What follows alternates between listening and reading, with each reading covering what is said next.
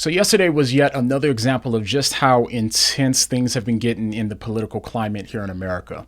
Now, I won't recap the situation because I know that all of you are already familiar with it. And there's so many things to talk about and all of the new things that keep coming out that I'm just going to stretch out things over the next few videos. Now, an important question that I haven't seen too many people asking is, how did we as a country end up here?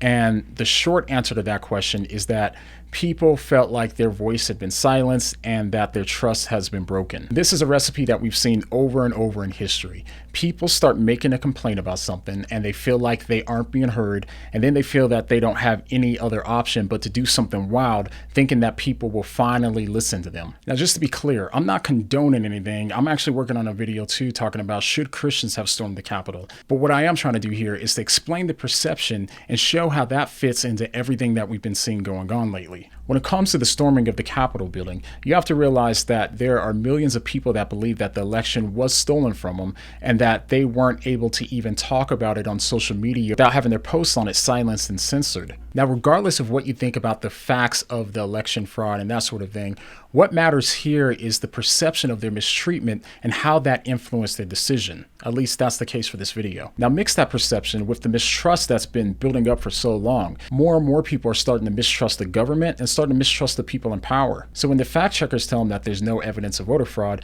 then they feel like this is yet another example of them being silenced because they don't trust these fact checkers on social media, nor do they trust the reporting from mainstream media. And what this perception and mistrust causes is for people to lash out because they feel like they can't be heard. Even though the situations are different, this is exactly how a lot of the advocates of Black Lives Matter felt last year as well. They felt like every time that they talked about racism in America, then they were dismissed immediately and they weren't able to be heard either. Now, again, whether or not you think that they had their facts right or not is beside the point, because in the context that I'm talking about here, this in part is what led to some of the violence that we saw last year as well. So what do we do in these cases? Is there any going back? Is there any way to fix it at this point?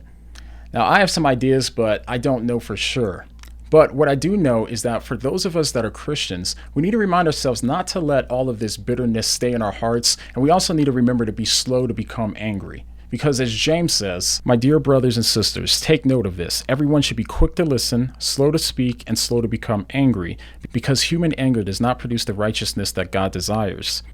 And 2 chapters later, he says, who is wise and understanding among you?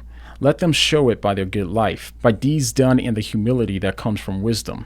But if you harbor bitter envy and selfish ambition in your hearts, do not boast about it or deny the truth. Such wisdom does not come down from heaven, but is earthly, unspiritual, demonic. For where you have envy and selfish ambition, there you find disorder and every evil practice. But the wisdom that comes from heaven is first of all pure, then peace-loving, considerate, submissive, full of mercy and good fruit, impartial and sincere. Peacemakers who sow in peace reap a harvest of righteousness. Amen. Now I have a ton more to say about this situation, and I'll be posting again as soon as I can. Things are a little hectic right now, but in the meantime, make sure you hit that bell so that way you don't miss any of them, and I'll see you on the next one. But the next time that you find yourself harboring resentment in your heart during this time, what are you going to say? What do you mean?